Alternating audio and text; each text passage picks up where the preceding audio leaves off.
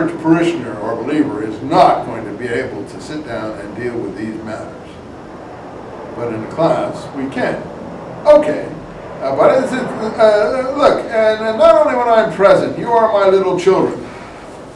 Tell me, 21.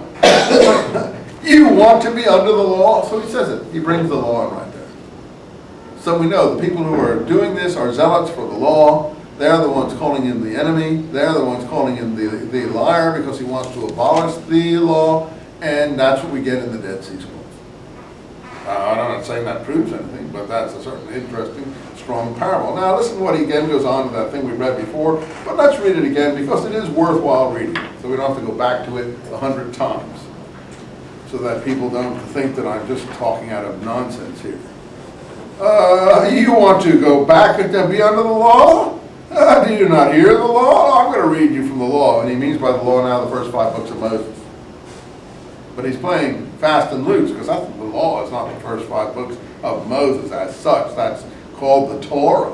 But the law is in it, not the allegories in it. So he immediately doesn't go to what it says, but to the allegories.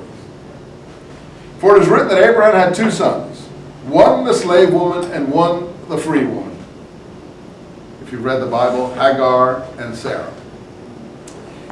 Hagar's son was the firstborn. What was his name? And who are the descendants of Ishmael? Muslims consider themselves to be the descendants of Ishmael, and they all go around saying we're all sons of Ishmael, and that's why we're better than the Jews and Christians because we were the firstborn, and so on and so forth. And the Jews consider themselves to be, or the Hebrews and the Jews, children of Sarah, right? But that's not what Paul says, because he's not interested in the actual story. He wants the allegorical, meaning that is Philo of Alexandria's allegorical interpretation of Scripture that we heard about in Eusebius. Now, I don't think this is unfair material to bring to your attention. In fact, I think it's helpful. So, that's why I teach it. Otherwise, I have nothing to teach. We just read the book, and that's it. It gets to go to Sunday school. He had 2 sons. One, the slave, and that's the key, the slave. The slave means, as we'll see, slavery to the law. But he was born out of the slave woman, born after the flesh, and he out of the free woman was born after the spirit or the promise. Now we're the people born out of the spirit or the promise, so we are the children of Sarah, and the Jews are the children of Hagar. But that's just the opposite of what the Jews are claiming in their genealogies. So what's he doing? He's allegorizing everything. Well, this has nothing to do with the law. He says, I'll tell you what the law says. Well, you see, this is not what the law says. This is just an allegorization of the story in the first 5 books of Moses. Okay. Which things are allegorized, as he says. And it's even in the Greek. Allegoremena. That's what it says in the Greek. It's the same word in the Greek. Such things are allegories or allegorized. He gets that from Philo. For there are 2 covenants. Now I'm going to explain to you what the whole thing is. 2 covenants. One, Mount Sinai. Well, we know what Mount Sinai is, don't we? That's the Mosaic covenant. But you see, since Mount Sinai, as he knows very well, is in Sinai, and this brings forth what? Slavery. Now we know the whole thing right here. Slavery is the Mosaic covenant. Slavery to the law. He wants to do what? I'm not saying he's wrong. I'm free of the law. I'm not arguing with his philosophical intent. I'm just arguing with the way he does it. And showing you why some people would be offended the way other people might be offended by me. That people in his own time would be horrified by what he's saying here. Only people overseas wouldn't be horrified by this. In Palestine, you see, if someone said this in Palestine, I think it's no wonder people want to kill him. It's like me going to Mecca and saying that you people are all sons of the devil and so on. Well, of course I get my throat slit in 5 minutes down there. So, you know, see, the scripture is showing Jesus as saying these things and therefore being executed by the Romans. It doesn't make any sense. But the point is, I don't think Jesus ever said these things.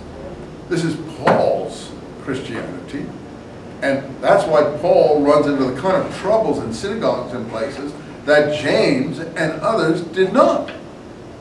Because James and I believe Jesus, because I think James is the closest one to Jesus, and therefore he knew him better than this latter-day you know, to my mind, an upstart who never met Jesus, never knew him, never knew what he preached, never knew anything, and only has visions. And people have visions that worry me personally, but they may not worry other people, but they worry me. So that's why I feel justified in bringing this to your attention. For Hagar is Mount Sinai in Arabia. And that answers to the present Jerusalem where the Jews are. The Jews are really Hagar. And she is the slave person with her children. But we're in the Jerusalem above, which is free and the mother of us all. And therefore he quotes some more scripture. Rejoice, cry out. This is from Isaiah. And you'd have to see what the actual context is in Isaiah. I wouldn't even want to try to start that one up here. Isaiah 54:1, if you want to start looking, it's right near where the suffering servant material is in 53.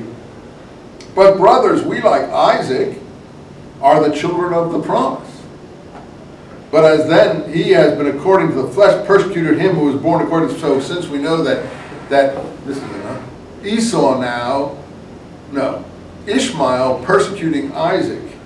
I don't think Esau persecuted, Ishmael persecuted Isaac. Esau persecuted Jacob, as I recall.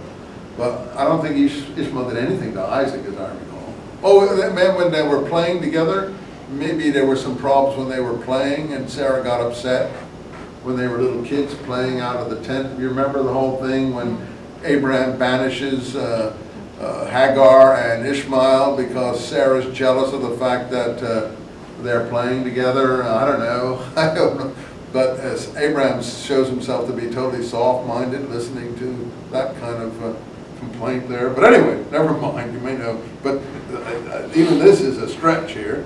They say, well, no one argues with Paul. Well, I argue with every text, as Noel will agree. I argue with every text I read, whether it's in something to do with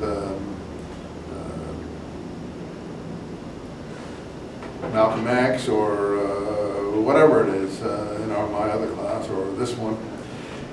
What does Scripture say? Throw out the slave woman, and the son of the slave woman shall not in any way inherit. So then, brothers, we are not the children of the slave woman, we're the free one. Well, that is the most astonishing gymnastics with rhetorical ideas that you can imagine. Out of somehow he's gotten that the text in the Scripture that has to do with, I don't even know what text that is, throw out the slave woman or something like that, has to do with throwing out people who observe the law of Moses. And since we do not observe the law of Moses, we are not thrown out.